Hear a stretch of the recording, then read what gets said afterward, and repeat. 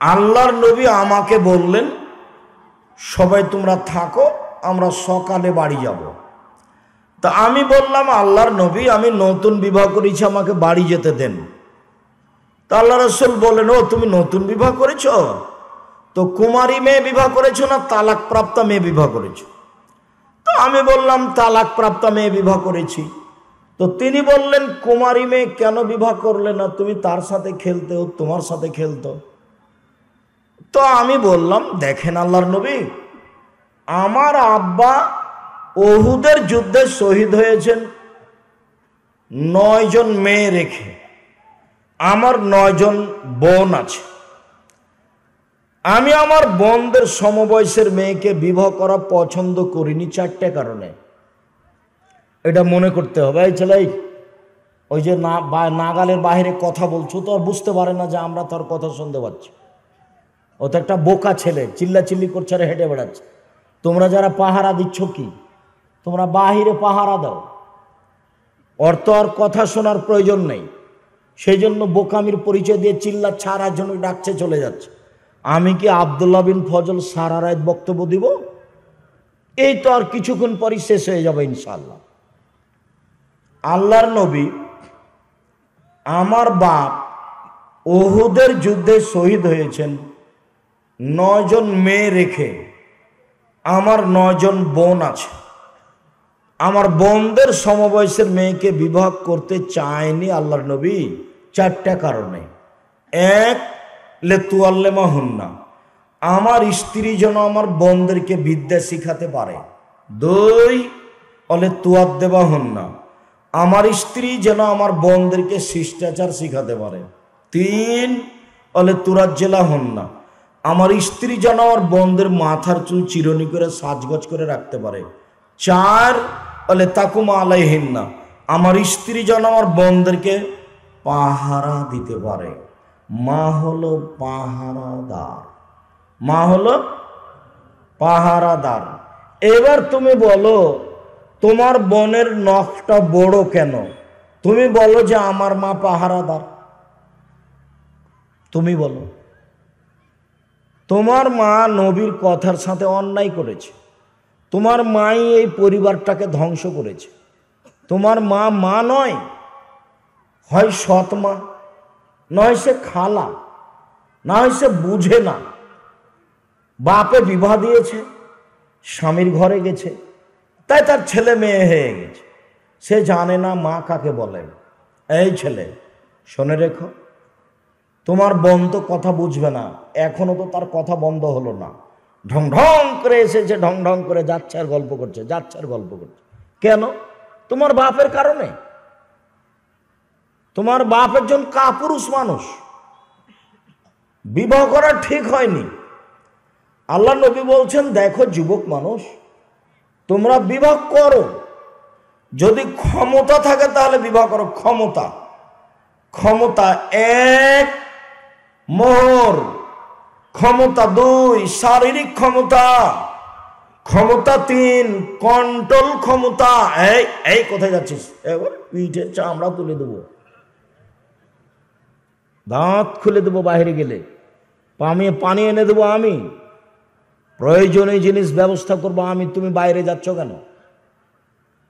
এটা তো নীলফামারী। আবার নীলফামারী বলে কি বলতে চাইলেন?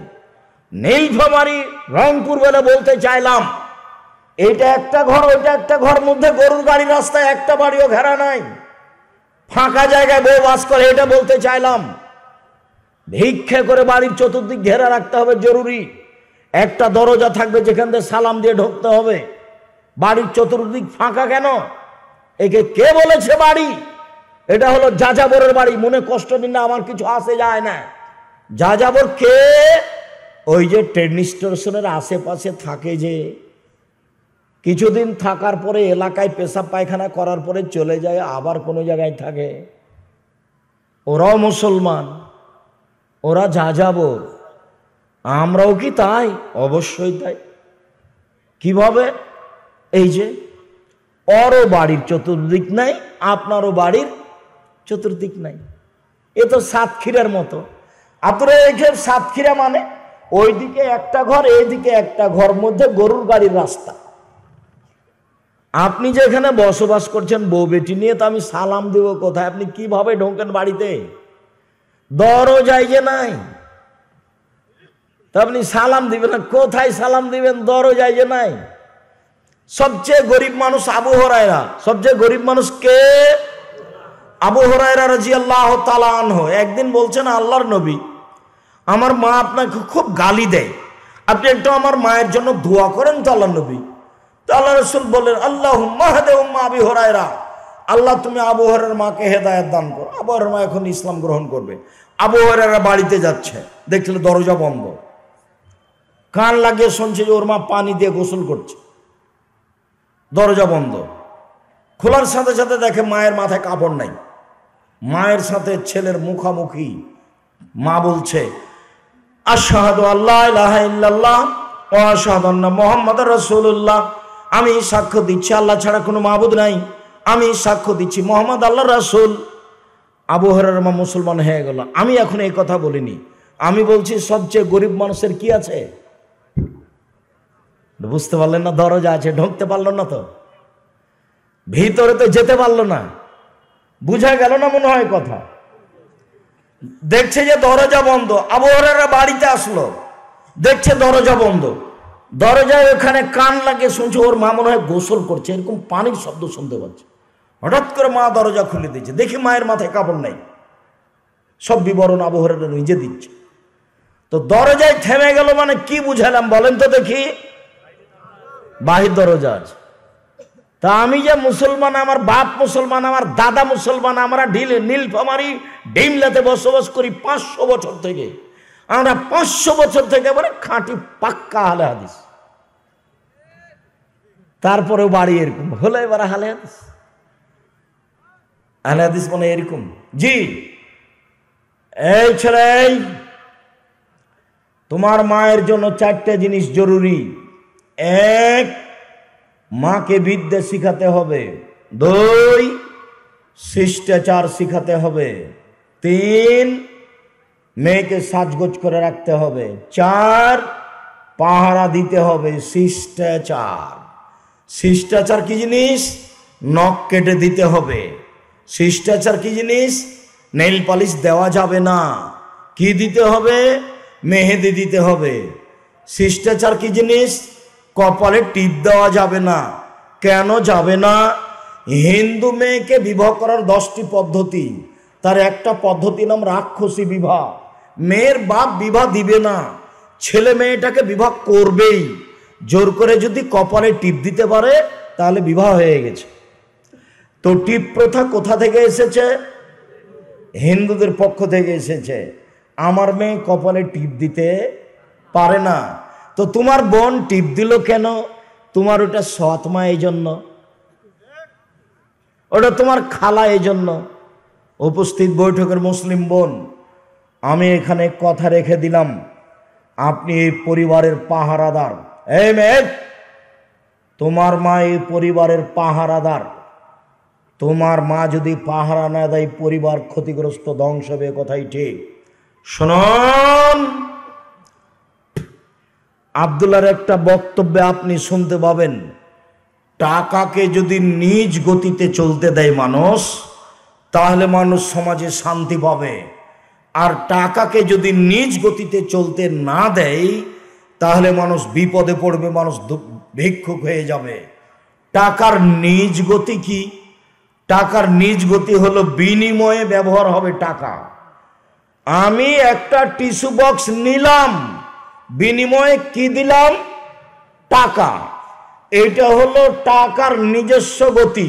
এই ছেলে, টাকার নিজস্ব গতি বলো তো কি? বিনিময়ে ব্যবহার হবে। আমি 1 কেজি বেগুন নিলাম, কি দিব? টাকা দিব। তাহলে টাকা কিসে ব্যবহার হলো? বিনিময়ে ব্যবহার হলো। কেউ যদি টাকা দিয়েই টাকা নেয় তখন আর টাকা বিনিময়ে ব্যবহার হলো না, তখন তারা টাকার উপরে জুলুম করলো। মানুষ যদি মুদ্রার উপরে জুলুম করে টাকার উপরে, তাহলে মানুষ বিপদে পড়বে, এ কথাই ঠিক। আবার মনে রাখতে হবে, টাকার নিজ গতিতে চলতে দেওয়া মানে কি? টাকাকে বিনিময়ে ব্যবহার করতে হবে।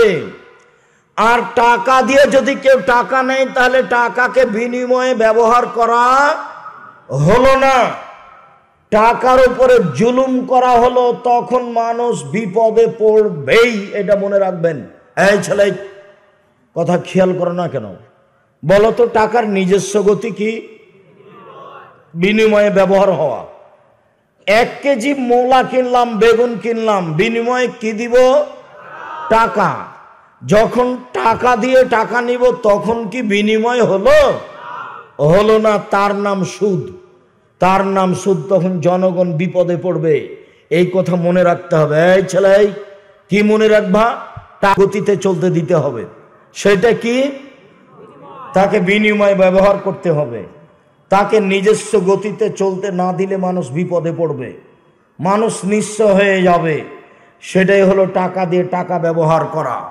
মানুষেরা বলেছিল, ইহুদি খ্রিস্টানেরা বলেছিল, আরে বলেন কি, ব্যবসা তো টাকা বাড়ে, সুদেও টাকা বাড়ে। অকলু ইন্নামাল বায়ু মিসলুর রিবা।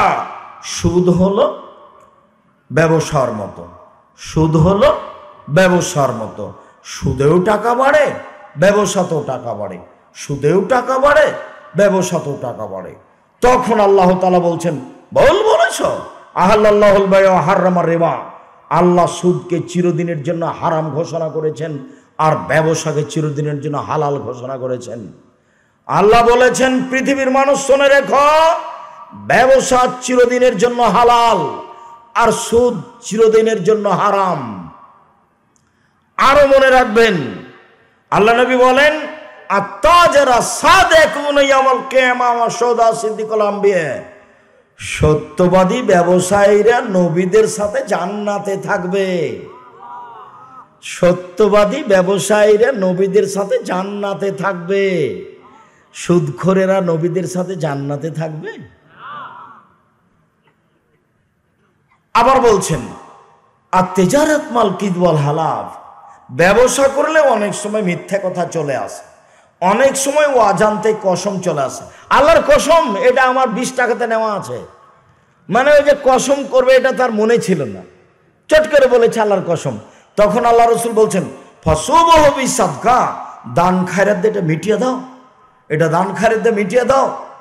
সাবধান। আল্লাহ তাআলা বলেন, ইয়া আইয়ুহাল্লাযীনা আমানু লা তাকুলু রিবা আযাফা মুযাফা। দ্বিগুণ শতগুণ হারে সুদ খায়ও না। এবার আল্লাহ পরহেজগার মানুষকে বলছেন, ইয়া আইয়ুহাল্লাযীনা আমানুত্তাকুল্লাহ যারু মা বাকিয়া মিনার রিবা।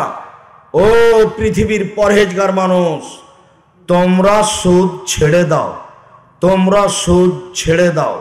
রাসূল সাল্লাল্লাহু আলাইহি ওয়াসাল্লাম বলেন, যে সুদ খায় তার উপরে অভিশাপ, যে সুদ নেই তার উপরে অভিশাপ, যে সুদের সাক্ষী থাকে তার উপরে অভিশাপ, যে সুদের অঙ্ক কষে তার উপরে অভিশাপ।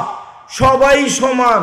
সুদ খায় যে ও যত পাপী, সুদ দেয় যে সেও তত পাপী, সুদের সাক্ষী থাকে যে সেও তত পাপী, সুদের অঙ্ক কষে যে সেও তত পাপী।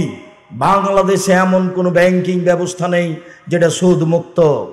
বাংলাদেশের মাটিতে এমন কোনো ইন্স্যুরেন্স নেই যেটা সুদ মুক্ত। এই ছেলে, প্রয়োজনে ভিক্ষা করে খাবো। ভিক্ষা করে খাবো কেন? দিন মজুরি করে খাবো। সারাদিন কাজ করব, 500 টাকা পাবো, সুন্দর করে সালাত আদায় করে ঘুমিয়ে যাব, কোনো চিন্তা নাই। পরের দিন আবার কাজে যাব, 500 টাকা পাবো। চাল ডাল কিনবো, আহাল পরিবার নিয়ে খাবো, হিসাব লাগে না, কিতাব লাগে না, কিছুই লাগে না, মরবো, সব শেষ, কোনো ঝামেলা নেই। দিন মজুরি করে খাবো, প্রয়োজনে দিন মজুরি করে খাবো। সুদের সাথে সম্পৃক্ত হতে রাজি নই। সুদ চিরদিনের জন্য হারাম। কুল্লু লাহাবিল নামারাত মিনাস সুহতি কানাতিন নার আওলা বিহি। যেই শরীর হারাম উপায়ে বাড়ে সুদের টাকাতে, ও জাহান্নামে যাবে। সুদের টাকাতে যেই শরীর বাড়ে, ছেলে মেয়ে লালন পালন হয়, ও জাহান্নামে যাবে। ব্যাংকে চাকরি করে, লোন নিয়ে বাড়ি করেছে 5 তলা, ছেলে মেয়ে খুশিতে আছে। 1 টাকা সুদ খেলে 36 বার জেনা করে যত পাপ হবে, 1 টাকা সুদ খেলে তার চেয়ে বেশি পাপ হবে। সুদের পাপের 17টি ভাগ রয়েছে, ছোট থেকে বড়, বড় থেকে ছোট। সবচেয়ে ছোট পাপ হলো মার সাথে জেনা করলে যেমন পাপ হয়। এক খেলে আমার দিকে চেয়ে থাকবেন, আমি সুদের একটা বাক্য পেশ করব, মর্মে একটা লম্বা হাদিস পেশ করছি। এক খেলে আমার দিকে চেয়ে থাকবেন। এই ছেলে বসো। আপনি আমার দিকে চেয়ে না থাকলে আপনি ধরতে পারবেন না। আমি আরবি না বলে শুধু বাংলা শোনাচ্ছি, হাদিস বুখারী। এক খেলে চেয়ে থাকবেন, এক জায়গাতে সুদের আলোচনা আসবে। আল্লাহর নবী ফজরের সলাতের পরে সাহাবীদেরকে জিজ্ঞাসা করতেন, তোমরা কি রাতে স্বপ্নে কিছু দেখেছ? কেউ যদি কোনো কিছু স্বপ্নে দেখতো তো আল্লাহর নবীর সামনে বলতো, তখন আল্লাহর নবী তাবির করে দিতেন। তাই একদিন আল্লাহর নবী সকালে বলছেন, সঙ্গী সাথী আজ কি স্বপ্নে কিছু দেখেছ? জি না, আমরা কিছু দেখিনি। আল্লাহ রাসূল বলছেন, আরে শোনো শোনো, আমি আজকে রাত্রে স্বপ্নে দেখলাম যে 2 জন মানুষ এসে আমার 2 হাত ধরলো, 2 হাত ধরে আমাকে টেনে বাইতুল মুকাদ্দাসের দিকে নিয়ে যাচ্ছে। যেতে যেতে দেখি একটা লোক দাঁড়িয়ে আছে আর একটা লোক বসে আছে। যে লোকটা দাঁড়িয়ে আছে তার হাতে একটা লোহার বাঁকা লাঠি আছে। লোহার বাঁকা লাঠিটা তার মুখের ডান দিকে ঢোকাচ্ছে, চিরে পিছন দিকে নিয়ে যাচ্ছে। আবার লাঠিটা বের করে বাম দিকে লাগাচ্ছে, চিরে পিছন দিকে নিয়ে যাচ্ছে। যেতে না যেতেই দেখি মুখের ডান দিক ঠিক হয়ে গেছে, আবার লাগাচ্ছে। আমি বললাম একই দৃশ্য। তারা 2 জন বললেন চলতে থাকেন। আমি আর কিছু না বলে চলতে থাকলাম। যেতে যেতে দেখি একটা লোক চিত হয়ে শুয়ে আছে, পাশে একটা লোক দাঁড়িয়ে আছে, হাতে একটা পাথর আছে, মারছে তার মাথার উপরে। মাথাটা একবারে ভেঙে চৌচির হয়ে যাচ্ছে, পাথরটা ছিটকে দূরে চলে যাচ্ছে। ও পাথরটা আনতে যাচ্ছে, আনতে না আনতে দেখে মাথা ঠিক হয়ে গেছে, আবার মারছে, আবার ভেঙে যাচ্ছে। আমি বললাম একই দৃশ্য। তারা 2 জন বললেন চলতে থাকেন। আমি কিছু না বলে চলতে থাকলাম। যেতে যেতে দেখি একটা গর্ত, চুলার মতো, উপর দিক সংকীর্ণ, নিচের দিক প্রশস্ত, ভিতরে আগুন জ্বলছে, ধাঁধা ধাঁধা ধাঁধা করে জ্বলে উঠছে। তো ওর ভিতরে যা আছে মনে হচ্ছে বের হয়ে পড়ে যাবে। আবার যখন কমছে তখন সব ভিতরে চলে যাচ্ছে। দেখি সেখানে পুরুষ এবং নারী উলঙ্গ হয়ে জমা ধরে আছে, ধাঁধা ধাঁধা করে উপরে চলে যাচ্ছে, আবার নিচে নামছে, আবার উপরে যাচ্ছে, আবার নিচে নামছে।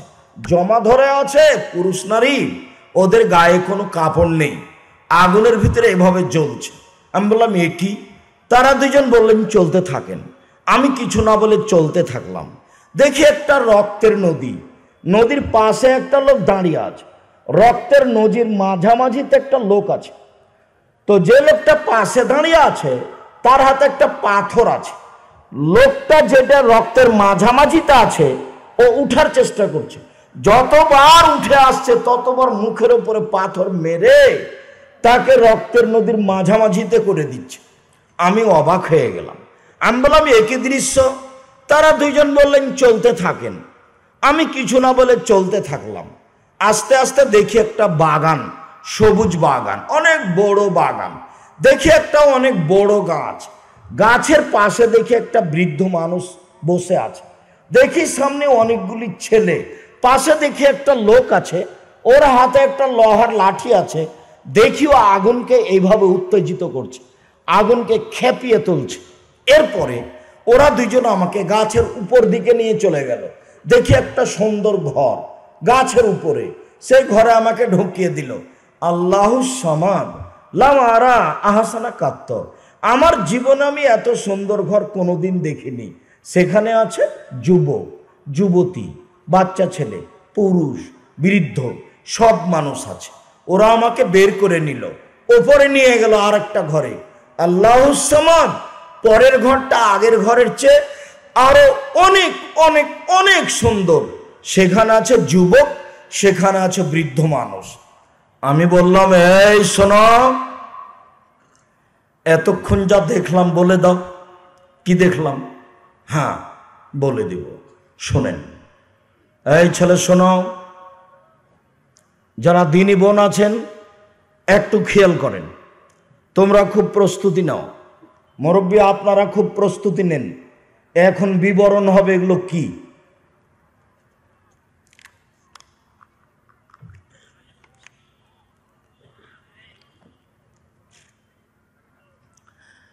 ওই যে আপনি দেখলেন যার মুখের ডান দিকে লোহা ঢুকিয়ে মুখটা চিরে ফেলা হচ্ছে, ও রাজুলুন কাদ্দাব, মিথ্যা কথা বলতো, ইউফল বিহিলা ইয়াউমিল কিয়ামা, মিথ্যার কারণে তার এই শাস্তি দেওয়া হচ্ছে, বিচারের দিন পর্যন্ত এই শাস্তি চলবে। যার মুখ লোহার লাঠি দিয়ে চিরে ফেলা হচ্ছে, কি করতো? মিথ্যা বলতো।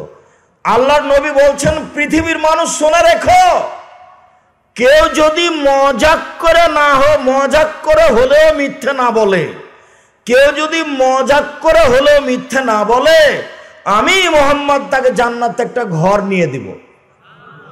মজাক করে হলে মিথ্যা বলবে না। মজাক করে কি জিনিস? এই আমার যেখানে কলমটা ছিল, কে নিয়েছে রে? আমি দেখিনি। কে যে নিল কলমটা? এইখানেই তো ছিল। একটু আমি কলমটা নিয়েছিলাম, আমি দেখছিলাম যে দেখি আপনি কি করেন, কি বলেন। এর নাম মজাক করা, স্বাভাবিক ব্যাপারে। তা আল্লাহ নবী বলছেন যে মজাক করেও যদি কেউ মিথ্যা না বলে, আমি মুহাম্মদ তাকে কি নিয়ে দিব? জান্নাতে একটা ঘর নিয়ে দিব। আলোচনা পাবা উপদেশ বই, আর আলোচনার নাম হলো সত্য মিথ্যা, সেখানে ওই হাদিস আছে। এরপরে যে আপনি দেখলেন যে লোকটার মাথাকে পাথর দিয়ে ভেঙে চৌচির করে দেওয়া হচ্ছে, উনি হচ্ছেন মাওলানা মানুষ, আলেম মানুষ। উনি রাতে তাহাজ্জুদ পড়েননি, কোরআন পড়েননি, দিনে কোরআন অনুযায়ী আমল করেননি, সেই জন্য তার মাথাকে ফাটিয়ে দেওয়া হচ্ছে। মাওলানা মানুষ, মাওলানা মানুষকে সম্মান করতে হবে, এ কথাই ঠিক। কেন? আল্লাহ নবী বলেছেন, আল উলামা ওয়ারাসাতুল আম্বিয়া, আলেম ওলামা নবীগণের উত্তরাধিকারী, ওরা নবীগণের কাজ করে, তাদের সম্মান করতে হবে, এ কথাই ঠিক। তবে তাদের ব্যাপারে সাবধান থাকতে হবে, এ কথাও ঠিক। কেন? ওই যে আল্লাহ নবী বলেছেন, জাহান্নাম উদ্বোধন হবে কাকে দিয়ে? মাওলানা সাহেবকে দিয়ে। হাদিস বুখারী মুসলিম। অত্র হাদিসে মাথা ফাটিয়ে দেওয়া হচ্ছে কার? মাওলানা সাহেবের। অন্য এক হাদিসে আছে যে মাওলানা সাহেবের জিহ্বাকে আগুনের কেঁচি দিয়ে কেটে দেওয়া হচ্ছে। কেন? উনি বক্তব্য দিতেন, ওই অনুপাতে আমল করতেন না, সেই জন্য জিহ্বা কেটে দেওয়া হচ্ছে। মাওলানা মানুষ কত বড় বিপদে আছে নিজেই জানে না। শোনো, এই ছেলে দেখো, এদিকে দেখো, দেখো তো এখানে আছে নাকি? এই যে দেখো না, বানানো দোয়া, এক পৃষ্ঠে বানানো দোয়া। এগুলো কোন ছাপায়াতে দেওয়া নেই, হয়তো বা প্রথম দিকে কোথাও আছে। এক পৃষ্ঠে বানানো দোয়া দেওয়া আছে, ওটা মাওলানা সাহেব করেছে। মানুষে বানিয়ে কোরআন মাজিদের গায়ে দোয়া লিখে দিয়েছে, তো মাওলানা মানুষ। তারপরে যে আপনি দেখলেন পুরুষ নারী উলঙ্গ অবস্থায় ধাঁধা ধাঁধা করে জ্বলছে, উপরে চলে যাচ্ছে, জমা ধরে আছে, এরা হচ্ছে ব্যভিচারী। মনে রাখবেন, জেনা মহাপাপ। অবিবাহ অবস্থায় জেনা করলে তাকে 100 লাঠি পিটিয়ে এলাকা থেকে তাড়িয়ে দিতে হবে। বিবাহ করার পরে জেনায় লিপ্ত হলে ইট ঢেল পাথর দিয়ে তাকে মেরে ফেলতে হবে, এটাই চূড়ান্ত হিসাব। জেনাই একটা পাপ, বেঁচে থাকার অন্তত সুযোগ নেই। বিবাহ করার পরে জেনায় লিপ্ত হলে তার বেঁচে থাকার কোনো সুযোগ নাই। কান্নাকাটি করে তোবা করলে তা পাপ ক্ষমা হবে, সেটা ভিন্ন কথা। এই ছেলে ধাঁধা করে উপরে চলে যাচ্ছে, জমা ধরে আছে, নিচে নেমে আসছে, এরা কারা? ব্যভিচারণী। আল্লাহ নবী বলছেন, তারা দুজন আমাকে নিয়ে যাচ্ছেন, হঠাৎ দেখি অনেক মানুষ ফুলে ফেঁপে বিশাল হয়ে আছে, 30 হাত 40 হাত মোটা হয়ে আছে, গন্ধে টিকা যায় না, এত গন্ধ। মনে হচ্ছে যেন গ্রামের টয়লেট, মনে হচ্ছে যেন গণশৌচাগার, মনে হচ্ছে যেন গ্রামের টয়লেট, মনে হচ্ছে যেন গণশৌচাগার, এত গন্ধ ফুলে আছে, ফেঁপে আছে। আমি বললাম, জিবরাইল এরা কারা? ছি ছি ছি ছি, এত কেন গন্ধ, এত কেন মোটা, এত কেন দুর্গন্ধ, এত কেন মোটা? তখন জিবরাইল বলছেন, আল্লাহর নবী, অহমদ জোনাতা জাওয়ানি, এরা হলো ব্যভিচার, ব্যভিচারনি। আল্লাহ নবী আবার বলছেন, পৃথিবীর মানুষ শুনে রেখো, ব্যভিচার মহিলার, ব্যভিচারনি মহিলার লজ্জা স্থানের গন্ধে জাহান্নামীরা জাহান্নামে টিকতে পারবে না। এক জমা ধরে আছে উলঙ্গ অবস্থায়, এরা কারা? ব্যভিচার, ব্যভিচারিণী, জেনাকার, জেনাকারিণী। আরেকটা ফুলে ফেঁপে মোটা হয়ে আছে, দুর্গন্ধে টিকা যায় না, এরা কারা? জেনাকার, জেনাকারিণী, ব্যভিচার, ব্যভিচারিণী। কেউ জানতে না পারলে আল্লাহ জানে। তুমি আজকে জেনা ছেড়ে দাও, তওবা করো, জান্নাত হবে ইনশাআল্লাহ। আল্লাহ বলেছেন, অনাহা নাফসানিল হাওয়া ফাইনাল জান্নাত হিয়াল মা। কেউ যদি নিজের প্রবৃত্তিকে ত্যাগ করতে পারে, অশ্লীল কাজকে ত্যাগ করতে পারে, আমি আল্লাহ তাকে জান্নাতুল মাওয়া দিয়ে দিলাম। তুমি তওবা করো, কান্নাকাটি করো, জিন্দেগিতে তুমি আর মেয়ের সাথে মোবাইলে কথা বলো না। এখান থেকে উঠার পূর্বে যত মেয়ের নাম্বার আছে তুমি মিটিয়ে দে, উঠবা এখান থেকে।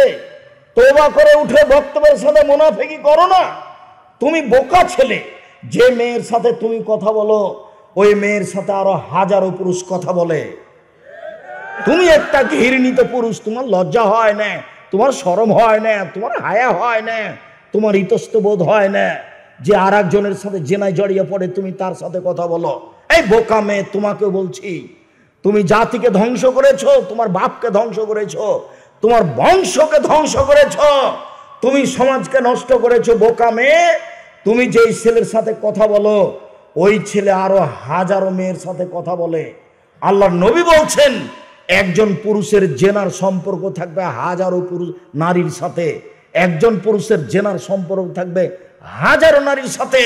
এটা হারাজুনা তাহারজাল হেমারে, গাধা যেমন গাধীর সাথে মিলে লজ্জা বুঝে না, ষাঁড় যেমন গাভীর সাথে মিলে লজ্জা জানে না, মানুষ তেমন খোলা মাঠে জেনা করবে লজ্জা বুঝবে না, মানুষ তেমন খোলা মাঠে জেনা করবে লজ্জা বুঝবে না। সেই সময় চলে এসেছে, সাবধান সম্মানিত দিনী ভাই বোন। তারপরে যে আপনি দেখলেন ওই যে রক্তের নদীতে পড়ে আছে, কথা চলবে না এখানে, ওই যে রক্তের নদীতে পড়ে আছে ইনি হচ্ছেন সুদখোর। এই ছেলে, তিনটা কথা তোমাকে মনে রাখতে হবে, ব্যক্তিগত কথা নয়, মুহাম্মদ সাল্লাল্লাহু আলাইহি সাল্লামের কথা।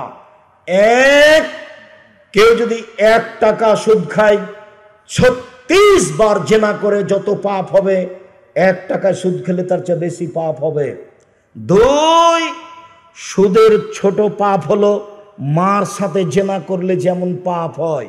3, যে সুদ খাবে তাকে রক্তের নদীতে ফেলে দিয়ে 5 থেকে পাথর মেরে তার মুখকে ভেঙে চৌচির করা হবে।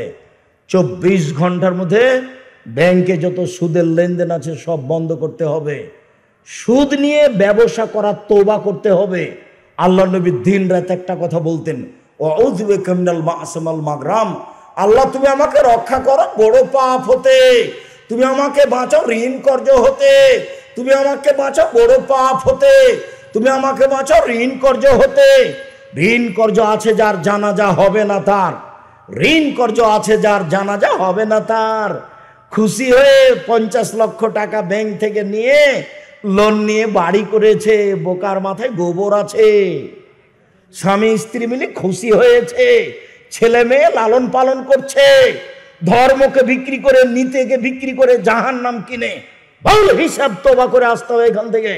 কে বলেছে আপনি হুঁশিয়ার মানুষ? আপনি নিজে জাতির জন্য কলঙ্ক, আপনার বিদ্যা জাতির জন্য কলঙ্ক, আপনি একজন সমাজে কলঙ্কিত মানুষ। সুদের পাপের যে ভাষা উল্লেখ হয়েছে পৃথিবীতে আর কোনো পাপের ভাষা সেটা উল্লেখ হয়নি। অতএব সুদ দ্রুত ছেড়ে দিতে হবে, টাকাকে নিজ গতিতে চলতে দিতে হবে, নইলে আপনি ভিক্ষা করবেন, নইলে আপনার ছেলে ভিক্ষা করবে, নইলে আপনার নাতি ভিক্ষা করবে। ভিক্ষা করতেই হবে, আজ হোক আর কাল হোক। আল্লাহ বলেছেন ভিক্ষা করতে হবে, নবী বলেছেন ভিক্ষা করতে হবে। আল্লাহ বলেছেন টাকা কমে যাবে, নবী বলেছেন নিঃস্ব হবে। আমি বলছি দুটার সমন্বয়ে তাকে ভিক্ষা করতে হবে। শুনুন, আপনি যে বড় গাছটা দেখলেন, পাশে একটা বৃদ্ধ মানুষ বসে আছেন, উনি হচ্ছেন ইব্রাহিম। সামনে কতগুলি মুসলিম ও মুসলিমের ছেলে আছে। পাশে যে দেখছেন একটা লোক আগুনকে উত্তেজিত করছে, উনি হচ্ছেন জাহান্নামের মালিক। প্রথম ঘরটাতে ঢুকলেন, এটা হলো সাধারণ মোমেন পুরুষ নারীর ঘর। এখনই যেটাতে ঢুকলেন, এটা হলো শহীদদের ঘর। এই যে আপনার ডান হাত ধরে আছে আমি হচ্ছি জিব্রাইল। এই যে আপনার বাম হাত ধরে আছেন ইনি হচ্ছেন মেকাইল। একটু উপর দিকে দেখেন। দেখলাম, দেখছেন কি কত সুন্দর ঘর? হ্যাঁ, এটা আপনার ঘর। আমাকে ছেড়ে দাও, আমি ঢুকে যাই। না না না না, আপনার বয়স বাকি আছে। যখন আপনার বয়স শেষ হয়ে যাবে তখন আপনি এখানে চলে আসবেন। বুখারীর হাদিস। সম্মানিত দিনী ভাই বোন, আপনাকে খুব সতর্ক সাবধান করছি। 1, 5 ওয়াক্ত সালাত, 2, হালাল রুজি, 3, কোরআন তেলাওয়াত, 4, আড্ডা না পিটা, দোকানপাটে বসে কোথাও গল্প করবেন না, সময় দিবেন না। আজকেই শেষ সময়। আজকে যত মেয়ের সাথে সম্পর্ক আছে নাম কেটে দিতে হবে, নাম্বার মিটিয়ে দিতে হবে। 24 ঘন্টার মধ্যে সুদ লেনদেন বন্ধ করতে হবে, করতেই হবে।